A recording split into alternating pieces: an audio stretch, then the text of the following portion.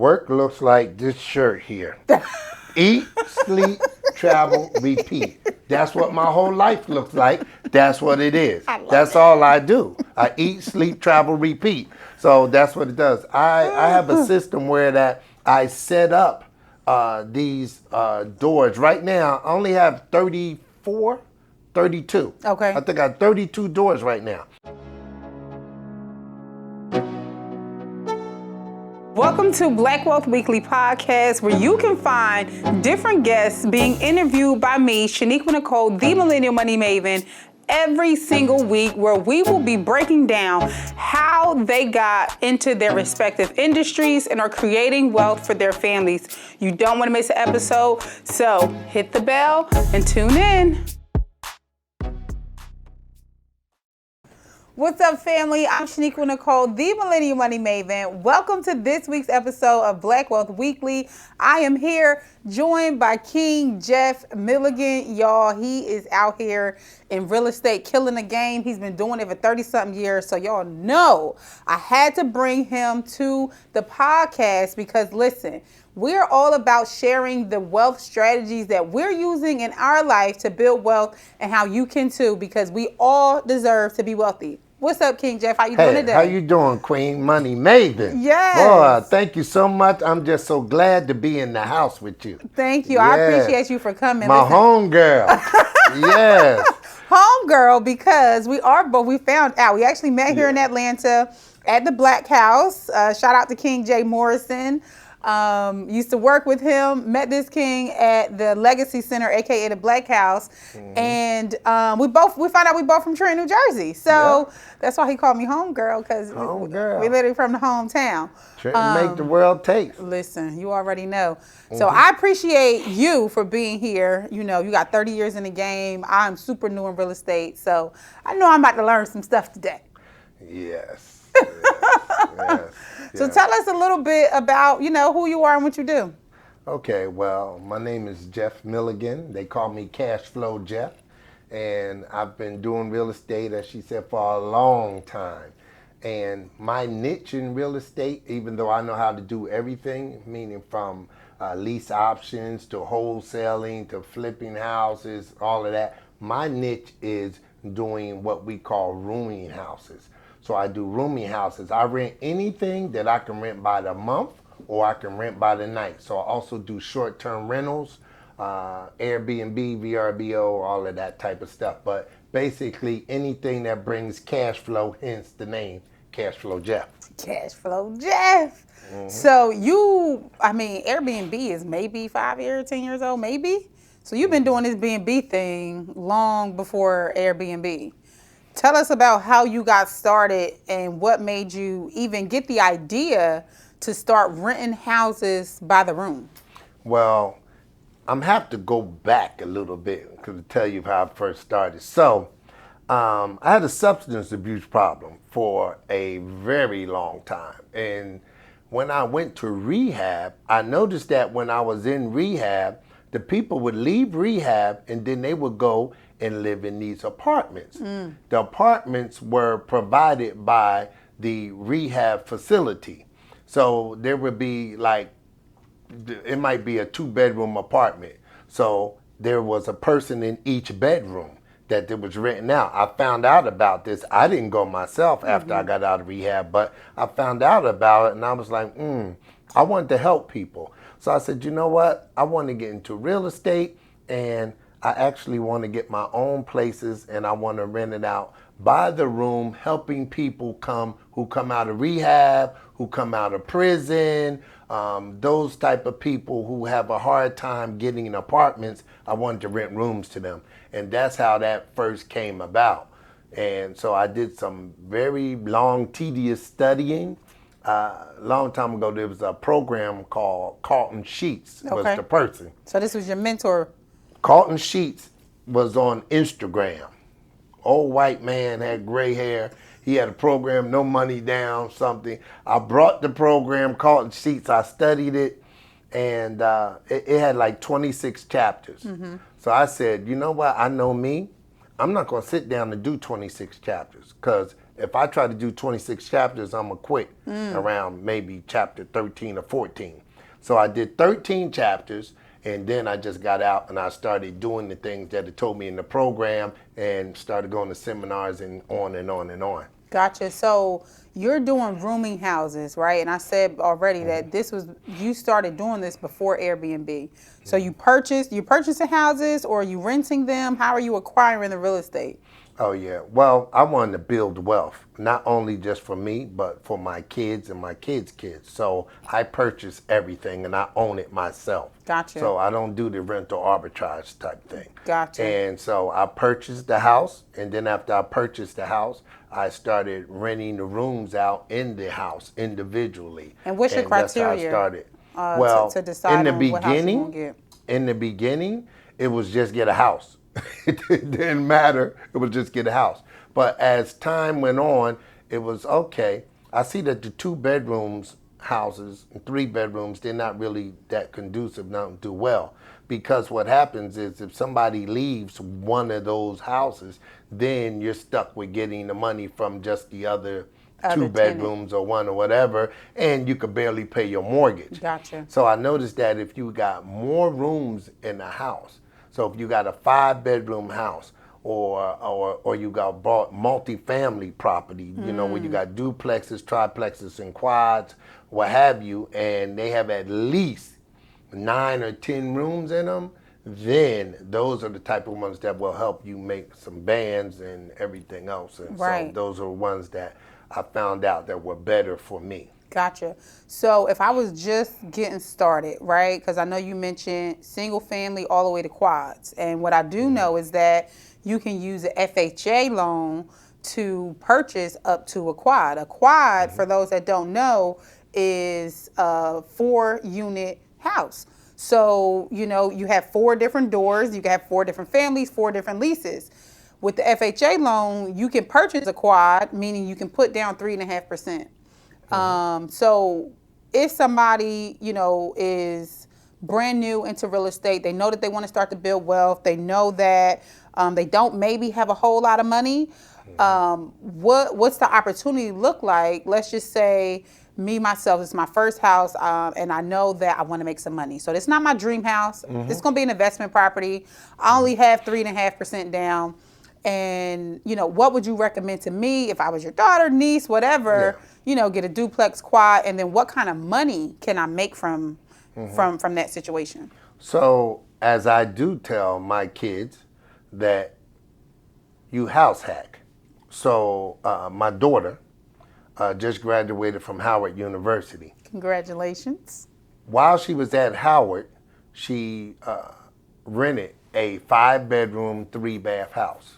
She lived in one room, she rented out the other 4. So she was able to actually live for free while she was going to college. Love that. So that's the same thing that I would advise, say, for you, if that was you, or anybody else out there that's just starting now, for you to go ahead and house hack. So you get you like a 4-unit building, try to get as many rooms as possible, and you move into 1 unit, and then you rent out the other 3. Don't just rent out the other 3 as units, rent them out by the room.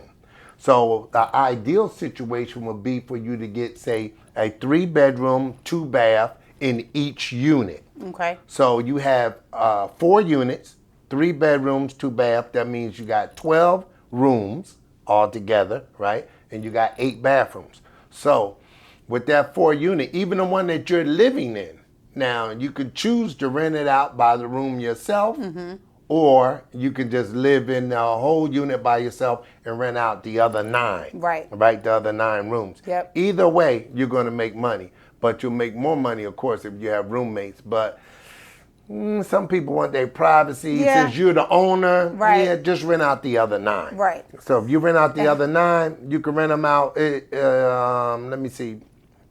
It just depends on where it's at and how it looks. But I say anywhere from 900 and up. Okay. So if you rent out the other 9 at 900 with the 8,000, $8,100. Yeah, so a month. $8,100. Your note is probably about 3,000. Wow. Definitely no more than 4,000. Right. With everything all included, Even taxes, $1 and million everything. property is gonna cost you $5,000 a month.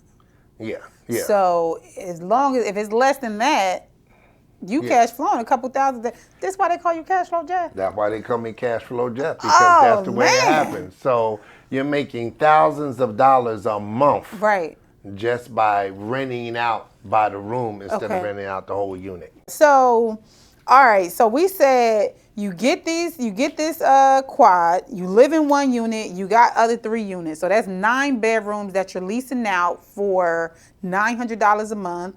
That's going to give you about $8,000 or something like that, right? $8,000 a month coming in. You don't have to work. You just said you don't have to punch a clock. That's literally $100,000 of income that you can make from cash flowing these properties. Well, one property. We One- just talking about one property. We just talking about one property. Yeah, we talking about. I don't know why everybody don't do this. I mean, we talking about one property. That's it. Wow. So literally, you be making income profit 48,000 at least a year, just from that one property, without punching the clock, without doing anything else. So Right. when I found that out, shoot, what do you think I did? I did it again. I did it again. Went and got some more, and then more and more. And so that's the whole concept behind it, and that's how it works. Okay. And at the same time, your property is still appreciating in value. Yep. So 10 years, 15 years down the line, or whatever, you go ahead and refinance your property, and you pull out more money and go buy you some more property and do it all over again, but just keep on doing it. Right. So I know you are decades in the game. What does it look like for you? Like, what does work look like for you now? You've been doing this for a long time. How many doors do you have? Do you have like a management company? How do you manage all of this with these tenants and everything? Work looks like this shirt here.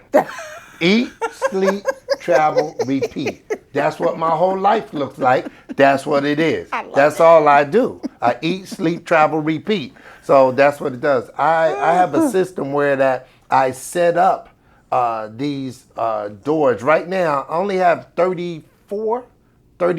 Okay. I think I have 32 doors right now. So that's all I need. However, my doors are set up like this. Like, I just posted one on Facebook just the other week. That just to give you, it's a duplex. Downstairs in the duplex, I'm collecting $4,500. It's just a regular one. However, upstairs, I just renovated it. Okay. Upstairs, it was 3 bedrooms, 1 bath. Nice big place. I added another room because it was big enough for me to do that. And then I also added another bathroom. Okay. Because the formula that you want to have at least 2 rooms for each bathroom. Okay. No more than 2 rooms for each bathroom. Okay. Okay, I renovated that. Now, 2 of the rooms are going for $1,300 a piece. The other 2 go for $1,500. So we talking about $5,600 coming from just that one unit. Downstairs, $4,500. It's $10,000 a month from just One duplex. That one duplex. Wow. And how long have you owned that property? Is it a new That was the very acquisition? first property I bought Wow. 22 years ago. What? Yep. And it's still cash flowing for you. It's still cash flowing. Yep. Wow. So where are you finding the people that want to rent a room for $1,500 a month? Like, who are those people? Yeah, so there are so many different types of people that will rent for that. So you have professional people now that comes to Atlanta. So you have to know a little bit about Atlanta, what's going on right now, and across the nation. So what is happening now, there's a housing shortage.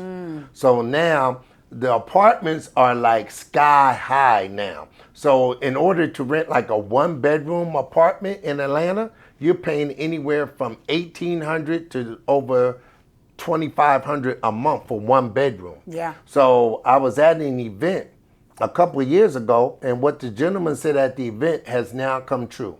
The gentleman said he was from New York, and it was a apartment buying event. Okay. And the gentleman said Atlanta is going to become like New York.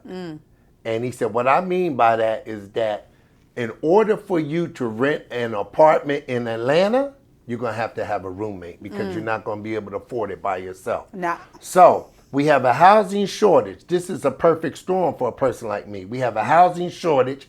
The prices on apartments are sky high. So now if you just make your rooms look very desirable, you know, like hotel rooms or whatever, I got 55-inch flat screens in the rooms. So I have high furnish them? speed.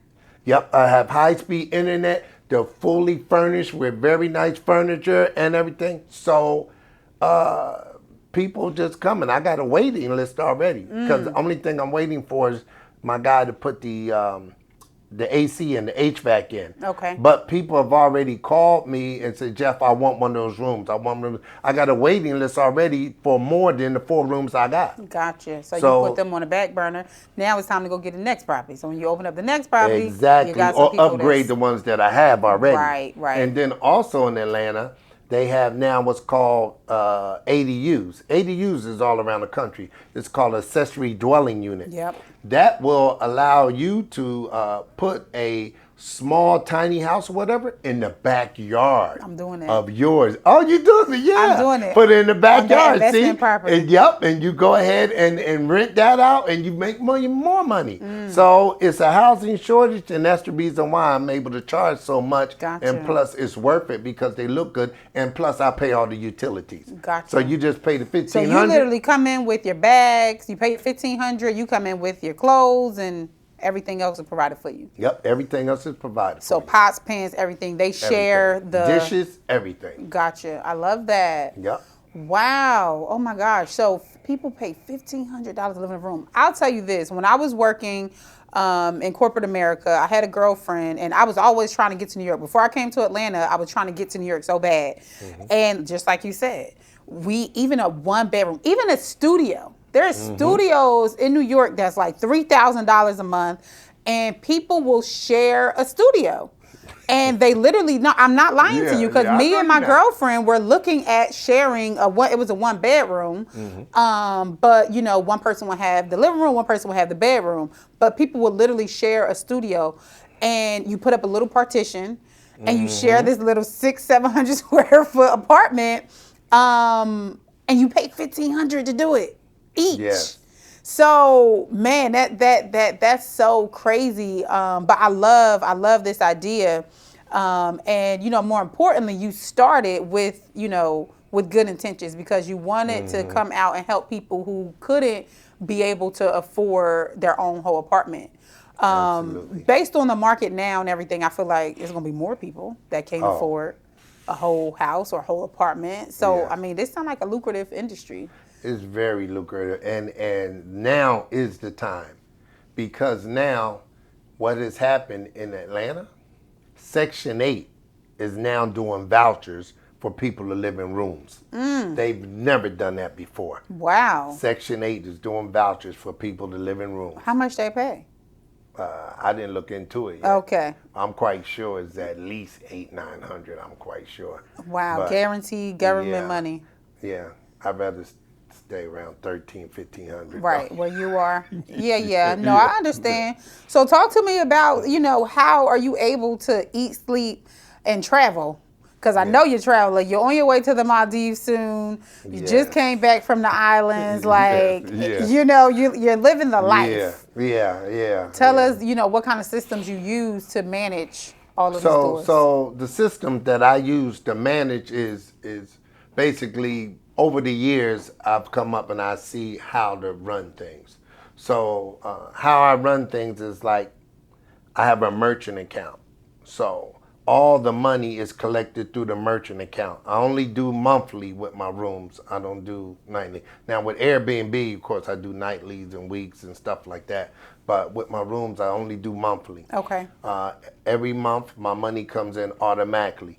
If something goes wrong at the house, meaning that a pipe bursts or the electrical breaker gets tripped or something of that matter, well, if somebody contacts me on that, I have a certain phone just for them to call, right? If they contact me on that, then I will go ahead and contact somebody in my Rolodex. So I got plumbers, contractors, electricians, everybody in my Rolodex.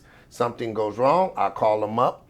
They go over there, they take a picture of what the problem is, they give me a price, I tell them go ahead, they fix it, they take a picture of it, and then they send me an invoice, and I Zelle them the money. Right. So I could do this from anywhere in the world. Right. And so I like to tell the story about when we were in Egypt with the family, and the kids were saying, come on, let's go see the pyramid, Daddy. I said, okay, hold on, because it's around the first of the month.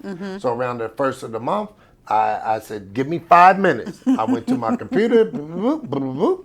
All the money had came in. I said, come on, let's go. And we went to the pyramids. And so that was it. So I've been able to set up the systems. The locks are digital locks that are on Wi-Fi. Okay. So I can lock and unlock any lock anywhere in the world. It doesn't matter where I'm at. I can do it by my phone. So if somebody don't pay you on the first, you can lock them out on the second. Exactly. I have thermostat that's on Wi-Fi.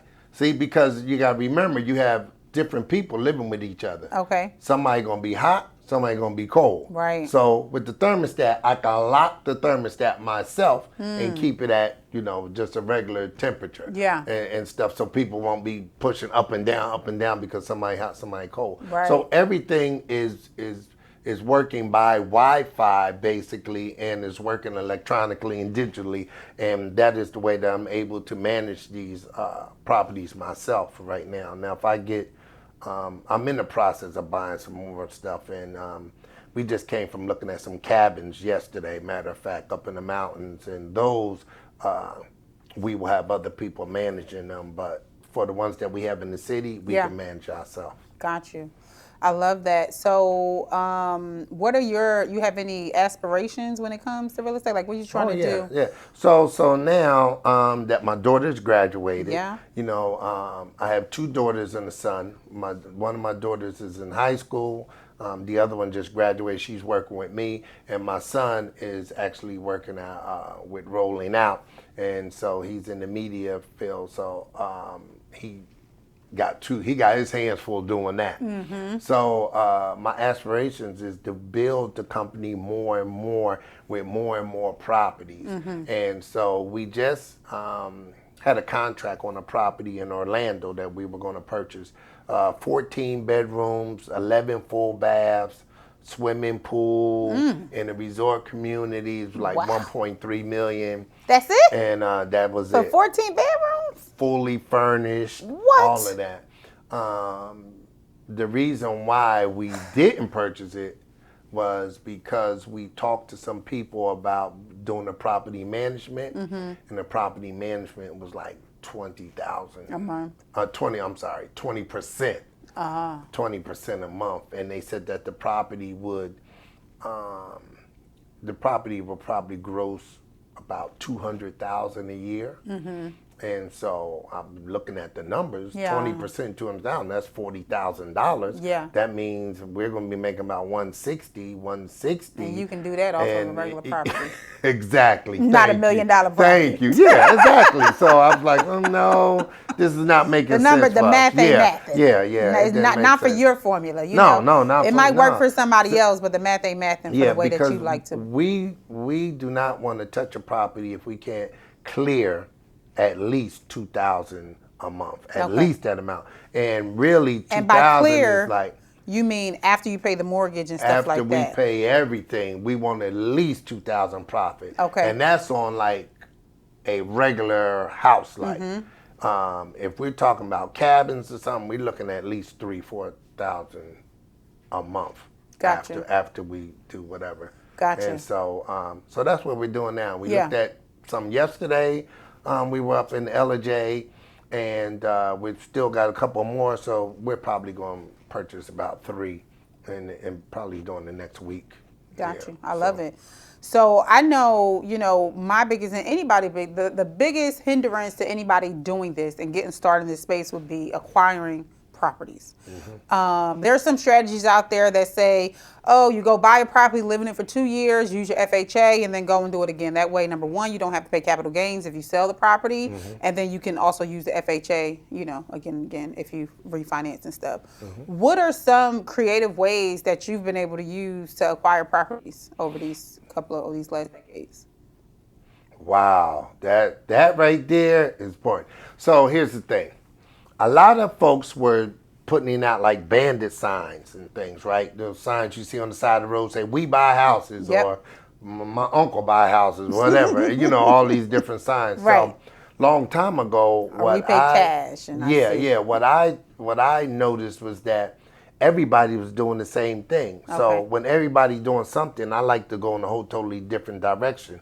So what I did back then was I used billboards. Okay. So I had billboards all around the city of Atlanta, and people were coming to me specifically like, "Hey, I want to sell my property. I want to sell my property. I want to sell my property." What'd your billboard say? The billboard said, "We buy any house." Okay. Pretty or ugly. Right. See, because you had the "We buy ugly" house folks. Yep. And we said, "We buy any house. Pretty or ugly. It doesn't matter." So the people who call those billboards or go to your website and them billboards are motivated sellers, most of them. So when the motivated sellers come to you, and here go the real sauce here, I'm giving this for free now. Talk to me. When the motivated sellers come to you, basically you want to ask them one question. And that one question you ask them will tell you if you can get that house for free. Then the question is, do you want to sell your house for what you owe on it? If they say yes, then that means that they just want to walk away from the house. They do not want any money, and then they will actually deed the house over to you. It's called subject to. They will deed the house over to you, and then you would take over their mortgage payment. So why would somebody do that? Why would somebody want to sell their house for what they owe on it versus what it's worth? Because they're a motivated seller, meaning that they're motivated because they may be going through a divorce. Okay. So those are, I'm sorry to say, but those are the best kind because neither one of the spouses want the other one to have anything. Gotcha. So they just, both of them just want to get rid of Right. it, right? Right. They may have lost their job, right? They got their pink slip and they know that within a month they're going to be out of a job. They're not going to be able to pay no more. A lot of the services had something to do with it, meaning that people were going over to Iraq or wherever where it's going. They might be going to Ukraine. Ain't no telling, right? so people have to go, with the military, whatever. But there's some motivating factor, Gotcha. which they have to get out. And some people just, hey, listen, I cannot make this payment no more. I'm struggling. I want to get out. So they looking for somebody to just come in and just really take over the payment. And so a minute ago you said you can get a house for free.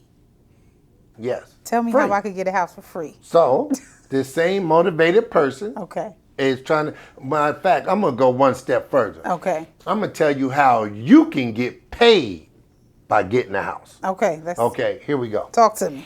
All right. True story. Lady called me up and said, "Hey, I got this townhouse that I want to sell." I said, "Okay, cool."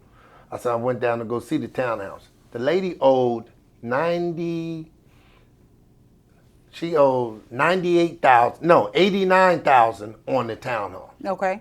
right? No, I'm sorry. Let me get the numbers straight. She owed $119,000 on the townhouse, but the townhouse was only worth $89,000. So she was upside down in the townhouse, so nobody else would touch it. And so I told her, I said, "Okay, fine. I'll see what we can do." Her payment was only like $548 a month. She had 3-bedroom, 2.5 bath, 1-car garage townhouse built in like 2006. This is like 5 years ago. Stainless steel appliances, very good looking, everything. I said, "Okay, I'll tell you what I can do. I can take over the payments for you. However, I'm going to need you to make 3 payments before I take over on the 4th one, after you leave the townhouse." And she was like, 3 payments? Well, I can't do that. She said, "I can do 2. I said, "Fine, do 2. So she did 2 payments. So I didn't give her money. She's actually paying me to take over the house. So Okay. she left her house. She left gave her it house, to you, gave it to me. and paid I you then- for hold 2 up, more months. Hold up, gave it to me. I went in, just did a little deep cleaning, and I got somebody in there before the month was over. So the month that she paid, I already got somebody in there to pay for that. The next month, I got payment from the person who was in there, and I got payment from her. Oh wow. That sounds like illegal or something. No, it's not illegal at all. No, it's not illegal at all. No, I know. Yeah. But, oh, man, that sounds... So that's the way it went. The that's person who crazy. also came in gave me $10,000 down on the lease option. Oh, wow. Why? Yep. Because I never rent out a property just straight rental. Okay. Because it's, no. Straight rental, people will come in, they'll tear up your house, and then they want you to pay for it, right? So if you do a lease option and the person that's lease optioning from you, it's implied, but also in writing that we expect you to take care of this house because you're going to end up buying the house. So you're going to give me, to buy. Yep, you're going to give me a option fee. Gotcha. Not a deposit, Right. because the deposit you got to pay back, so you call it a fee. Okay. The option fee was $10,000. They move in, any toilet breaks or whatever, they fix that. If any big system break, then I will fix that. But of Gotcha. course, I already got a home warranty plan for that to be fixed for free, basically. Wow. That I've already paid for that. So the people come in and they give me that money down. Once they give me that money down, they never see it again. Because if they buy, it's going to come off the purchase price. 97% of the people don't buy. So as soon as they give you the money, it's yours. What? Yeah. And this is called lease option. Lease option. So this is leasing with the option to buy, Purchase, at the Yeah. end of the lease. Yeah, some other folk in the hood, they call it rent to own. Rent to own. Got you. Okay, listen, we know rent to own. Yeah. Tell us rent to own. Tell him we know what that means. Yeah, well, rent to own, lease option, either one. Yeah, it means the same thing. It means the same thing. Yeah, Got yeah. you, got But you. you get that big lump sum In down. the front. Yeah. And then somewhere you give them like 3 years to buy, because that's all it takes to fix their credit. Okay. Because that's the only reason why they didn't buy, because they didn't have their credit fixed. Gotcha. So that's it. And within 3 years, they're supposed to buy. But like Wow. I said, they have a and renter's this is mentality. off of a property that you got for free. The owner paid for 2 months after she left, and you acquired this property for free. So Yep. how do you And protect she was upside yourself? down. And she was upside down. And- So she deeds the property to you, Yeah. and the mortgage is still there, Yes. and you pay the mortgage, Yep. but you own the house. Yep. She When- deeds it. when I do have you- a deed into a land trust. Go ahead. You deed the property into your land trust. Yeah. Gotcha. When do you get the opportunity to, like, if you wanted to refinance the house, when could you do that? I could refinance it at any At any time because you have the yeah. deed. Yeah. I'm So- about to sell the house now. Gotcha. And remember I said that how the house much? was worth One the house was worth 89,000. And she owed 119. 119. Yep. Yeah. How much Now is the it house worth now? 200. Nice. 500, and I'm about to And sell you ain't it. paid no money to get it. No money at all. She paid me to get it. Oh my God. She paid me the 2 months. Wow. That's Yeah. crazy. So you literally got paid to make all this money. And this was your first property? No, this wasn't the first one. But you've held it for a long time. So you've made the money off of it for years, and now you're selling people in it. there for 5 years. Wow. 5 years. I had 2 different tenants in there. Gotcha. Yeah, for 5 years. Yep. I love it. Awesome. So that's one That's acquisition one strategy. way. Yeah. Another one is a lease option, period. Okay. So with this one, another true story. There was a doctor. He had a nice house. He had renovated it very nice and everything. He doesn't really know about real estate. Just heard about real estate. Wanted to get it. Real nice 3-bedroom, 2-bath. So I went to him because I owned some property around the corner, and I used to see him all the time, and I used to speak to him. And I said, "Hey, what's going on with your property?" And he said, "Oh yeah, but Jeff, I'm trying to rent it now." I said, "Yeah, you know what? I would like to do a lease option with you." He said, "Yeah, what do you mean by that?" I said, "Okay, well, I will come in and basically rent the property from you, but then I'm going to rent it to somebody else. But you give me the option to purchase the property like within 5 years." Mm-hmm. He said, that's good. He said, "Okay, what would the purchase price be?" Right. I said, "Well, how much is the property worth now?" See, because you do the purchase price when you buying now. So I think he said the property is worth 117, something Okay. like that. I said, "Yeah, 117. I said, "Good. Well, I'll give you 117 for it, like when I purchase it, like within 5 years." So we agreed upon that. That was it, right? I went and got somebody, put somebody in the property, right? A year and a half later, one of my friends who was an appraiser came to me and said, Jeff, you own that property over there? I said, no, I'm doing lease option on it. He said, I said, why you ask? He said, oh, well, you know, man, properties in this side, it was in the West End. He said, properties over here are going up a whole lot. I said, really? He said, yeah. He said, man, you want to know how much that property worth? I said, yeah, how much is it worth? He said, $225,000. I said, you lying. He said, nah. So at that time, I went and found these two sisters who were doing real estate, and I told them, I said, listen, I got this property over there. It already has a tenant in it. I'm going to sell the property. I'll sell it to you right now for $187,000. They was like, I said, yeah, and it's worth $225,000. So you walking into it with equity. And they said, really? I said, yeah. So I told the owner, I'm getting ready to exercise your option my option to purchase the property. He said, great, because I'm ready to get rid of it. And so that's what happened. I went and sold it to the other people, and I made like $73,000. And I didn't never own the property, never put up no money, anything. Wow. I just got a lease option on the property. That's another way to buy a property with no money, no credit. Wow. And you sell it and you make $73,000 and keep it moving. And being a middleman. Oh my gosh. Yeah, that's it. Wow. Okay. You have any more? They need to rewind that to understand that. But yeah, right. I got plenty. Listen, that was a lot. That's a lot because I'm sitting here. I have nothing to say because I'm just mind blown. Like, okay, I'm just getting started in real estate, and you know what I'm saying. Even when I talk to people, first of all, you know, I think that this country encourages for us to be ignorant, right? They want us to not know things. They want us to make it seem like it's so hard, you know, but like with these two strategies, you're saying that we can acquire property for no money down. No money. And no credit, because you didn't have to go and get no mortgages. Nope. It's just like. Easy, just like that. Not a problem. I'm going to give you one more. Yes, please do, because this is because a lot of people crazy. like to do wholesaling. But what you did was almost like a wholesale deal almost. No, that's a lease option deal because I had a tenant in the property, remember? Okay. So I was managing the property for like a year and a half before I realized that the property went up in value. I didn't know. Yeah. So that teaches us. And the smart thing you did was you locked in that price now. Yes, exactly. Versus, you know, just let it be an open option. Yeah. Because that first example, I told you the property went from $89,000 to $200,000 in 5 years. Right. So what if I would have said, okay, I'm going to buy the property off of you in 5 years at what it's worth in 5 years? Right. I you would have been paying more money. Yeah, you wouldn't have been able to pull that deal off. So a lot of people do wholesaling. Yeah. So what they like to do. Talk to me about what wholesaling is. Oh, okay. I'm sorry.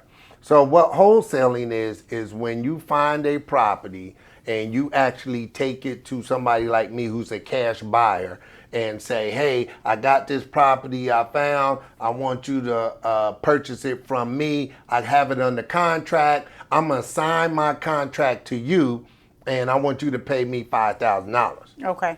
Well, I'm going to look at you and say, you want me to pay you $5,000 for just finding a property? No, I don't think so. I'll give you maybe $2,000 or $1,500. Okay. You know, because that's what we say. Because we know that you can't buy it. Yeah. So, you know. You need that's me. Why exactly. That's why you come to me. Right. Right. Now, same scenario, but here's the difference. I come to you and say, okay, I have a property that I want you to buy from me. You say, okay, I'll buy it. And then you say, well, how much you selling it for? And then I give you a price. Now, when I give you this price, I have already negotiated a price with the seller. Mm-hmm. So here's a quick, easy example. The ARV, which is the after repair value, which is also called the retail value, is $200,000. The seller wants to sell the property for $75,000. They just want to get out of it. The property may need $25,000 worth of work. Mm-hmm. So you all in for $100,000, right? So I say to you, I want to sell the property to you for $110,000, right? And you say, okay, $110,000, and I need to put 25 in it. So that's 135. So I can make 65,000. That's what you're thinking, right? And it's good. So the difference between the first example, where I come to you with the contract and you see what the price is this time I don't come to you with the contract. Me and you're going to make a contract. Gotcha. So you have a contract with the seller, and then you got a contract with you, right? I got a contract with both of y'all. Right. So before we go to closing, I get the seller to put the property into a land trust. And the land trust is going to bear his last name. Because if it doesn't bear his last name, then if you were getting a loan to do the property, then the people would say, hold up.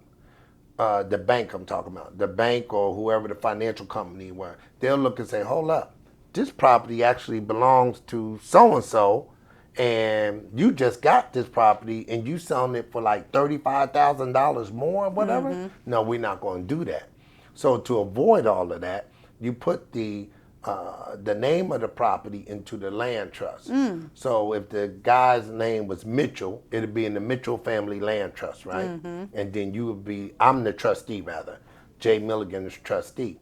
I'm selling it to you, all right? Now, when I'm selling it to you, you're gonna buy it from me for 110.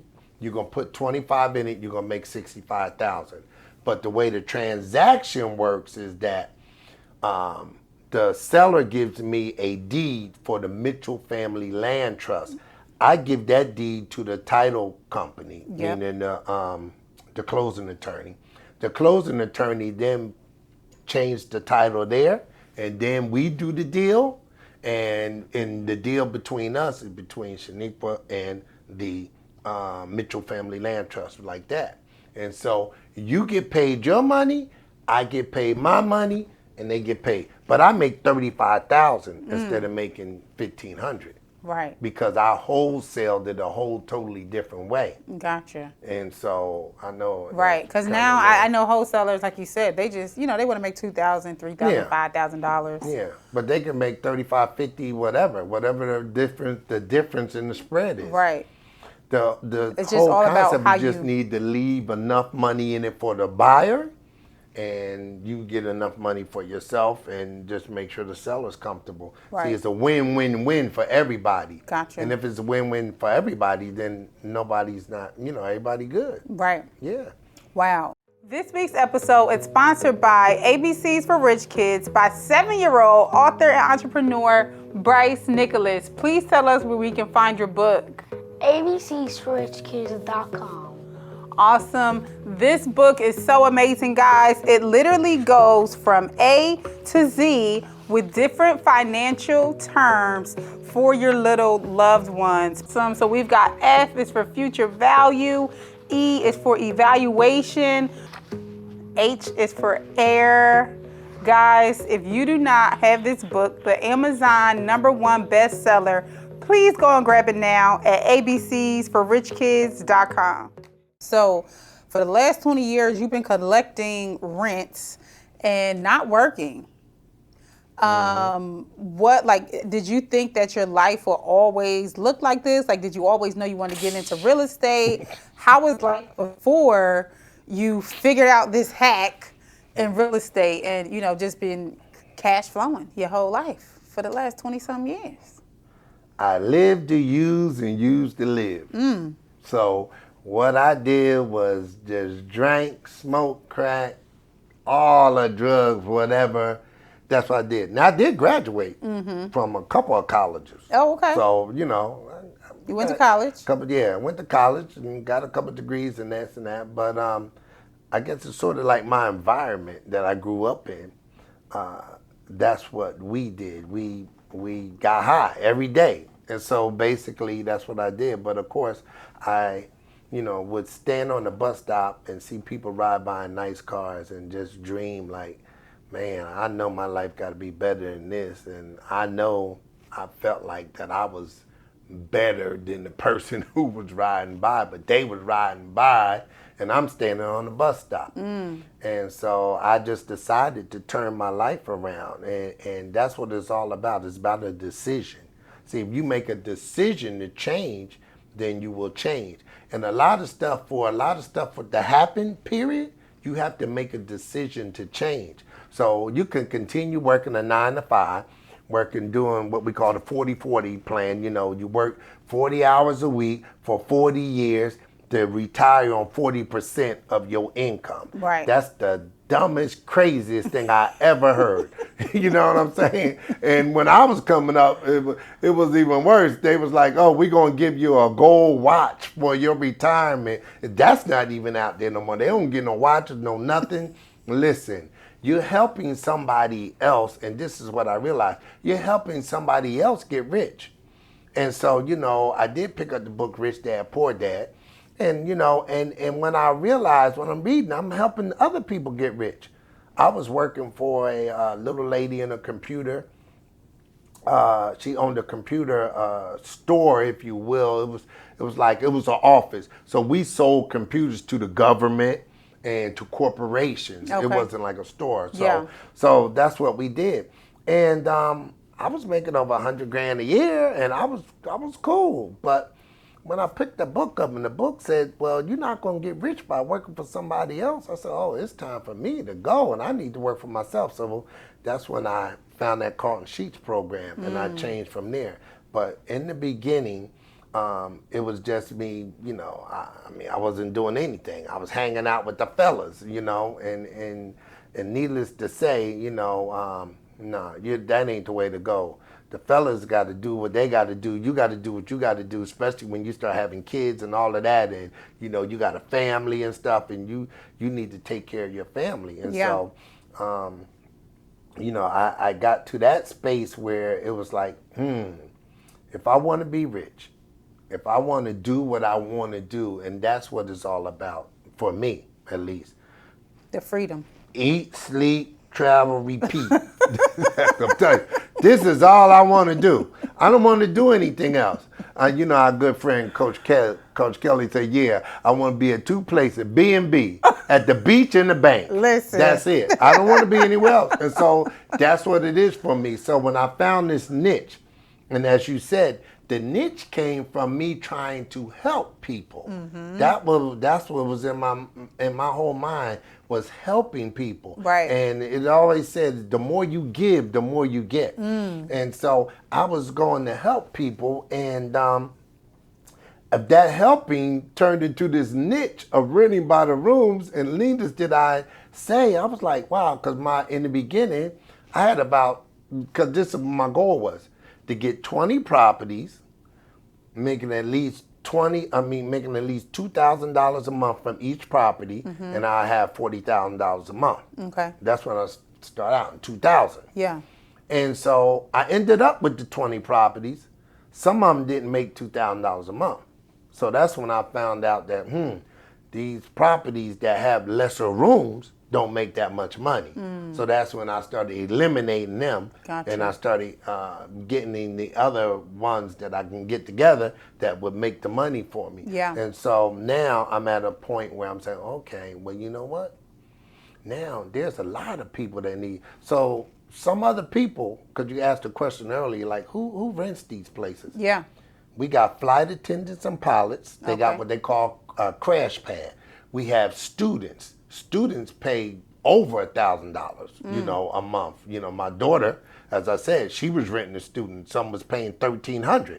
You know, my son was down at Georgia State. I think he's paying about $1,500. Oh, wow. And so students, flight attendants, traveling nurses. Traveling nurses pay a lot of money, because they get paid a lot of money. They make anywhere from, they get anywhere from $1,000 to $3,000 a week just for traveling expenses. Okay, so From the company. Yeah, Right. yeah, from the company. So the from company hospital. pays for their housing, right? Yep. So the traveling nurses pay. You know, so all of those people pay big money. So that's when I said, you know what? It's time for me to upgrade everything, and that's what I started doing, upgrading everything. And now I'm buying new stuff too, and it's all upgrade. So everything is going to be $1,300-$1,500 or more. Gotcha. You know, like that. And so you make even more money with less property. See, that's the whole concept of this whole thing, is that you can make more money with less property. Yeah. You know, see, Helen Keller said the most tragic thing in life is to have physical sight and no vision. So when you have a vision and you see where the vision is going, then that's when you got to go ahead and say, let me jump on board right now. And I'm telling you, it's going that way. That's why I'm going nationwide with the rooming house thing. Got you. I love it. So if you could drop one word of wisdom for somebody that's just getting started on their real estate journey, what would you tell them? Like, where do I go? Like, should I just be a hustler and, figure out how I can get me a property for free? You know what I'm saying? Like, let's just talk about somebody that's just down bad and, just might even be trying to find a place to live for themselves, right? Mm-hmm. How do they go ahead and get started with this, provide a room for them, provide a family, house over their head for their family, and then can also start to create and generate income in this room and house space? The first thing is to get you some education. Okay. Get you some education about real estate. You can read some books, you can listen to some stuff, you can look at some YouTube videos. That's going to get a little education.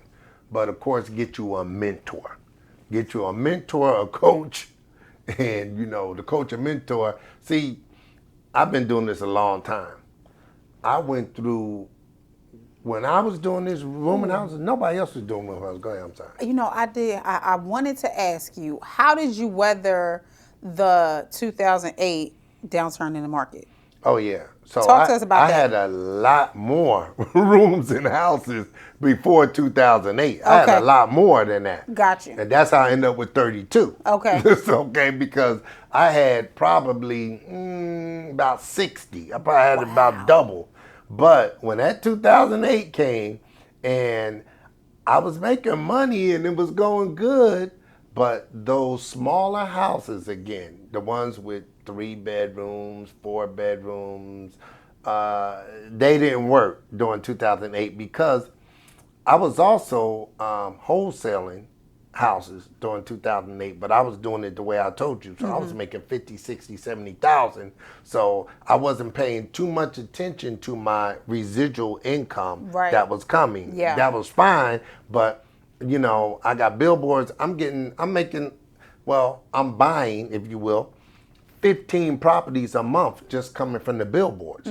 So, I'm making very good money. But when that 2008 fiasco came and everybody stopped buying, then all my wholesale money went away.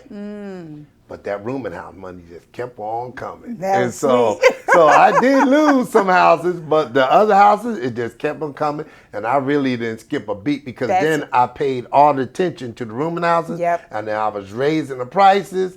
And, and that money just kept coming in. Gotcha. And all the friends that was talking to me, well, you do rooming houses, that ain't nothing. All of them, they were washing cars, cutting grass, while I was still going on cruises and traveling and all around the world. Right. So yeah, so I was able, You had to let go of the losers. Yep. Right? Yep. And then, just reevaluate your portfolio, but you were still able to have that income. Absolutely. I love it. Yep. Gotcha. And I'm prepared for the next one. A lot of people lost everything. Yes. So, to just have to lose the losers, you were still winning. Yes. I love it. Absolutely. Because you have to have that cash flow coming in every month. See, people flip properties, and there's nothing wrong with flipping properties because you can make 60, 70, 80, 100,000 flipping a property. But in order for you to get more money, you got to flip another property. Right. Me, I buy a property, I set it up, and just, as the commercials say, set it and forget it. The money just keeps coming in, and it's going to keep coming in no matter what I do. That's that freedom. And so my thing is, okay, well, get you a bunch of them like that, and have that money coming in, then you can concentrate on doing some other thing, buying some apartments or buying some other houses or doing some other stuff. But you have to have that residual income coming in. Yeah. Because if you trading hours for dollars, it ain't gonna work. And I got people I talk to now, dentists, doctors, lawyers, they all want to learn from me because they're tired of trading their hours for dollars. They make good money, but you got to be there in order to make the money. Yep. Yeah, I don't have to be So there. how do we learn from you? You are wise counsel. That's good. Yes, wise counsel. Well, okay. So in order to tap in with me, you can reach me on IG at Cashflow Jeff, or you can reach me on Facebook at Jeff Milligan. My website is cashflowjeff.com. Go to that website, and I have a new website coming up too, but it'll be there. Go there, and you can tap in with me. And you can get on my calendar, get on a call with me, and in my coaching mentorship, you get me. You don't get anybody else who hasn't the knowledge that I have. You get actually me. I'll work with you one-on-one so that you can set up your own cash flowing business just like I've been doing for years. Yes, I love that, Jeff. Number one, thank you so much for coming on the podcast. Thank you. I can't wait to get my properties cash flowing. We're going to figure this out. I'm going to figure this thing out. We're going to figure this thing out. I think I got to tap into the mentorship because real estate, what I do know is that, real estate is one of the keys to wealth, right? Yes. It's a wealth accelerator. It's a wealth protection tool. Mm-hmm. And what we just learned is that it's a wealth generator because it allows you to buy back your freedom by having this residual income. Yes. And what I learned of my, after leaving my six-figure career was that, like you said, I'm not making money unless I'm working. So my whole goal over these last 5 years has been to invest in things that are going to pay me where I don't have to work. So I'm tapping in because I listen, $8,000-$9,000 a month on a property, it's just mind blowing. Yeah. So listen, y'all make sure y'all tap in with King Jeff. He is going to teach us the skills to pay the bills, baby. And appreciate you guys for joining. So I hope y'all got some value from this episode. This King Jeff here, Cashflow Jeff on Instagram. I'm Shaniqua Nicole, the Millennial Money Maven. Appreciate you guys for tuning in this week's episode of Black Wealth Weekly. We'll see you guys on the next one. Peace. Peace. Thank you for watching this week's episode of Black Wealth Weekly. I'm your host, Shaniqua Nicole, and I hope to see you next week. Make sure you hit that subscribe button, turn on them notifications, and head to blackwealthweekly.com where you can read all the new episodes of These Entrepreneurs and so many others.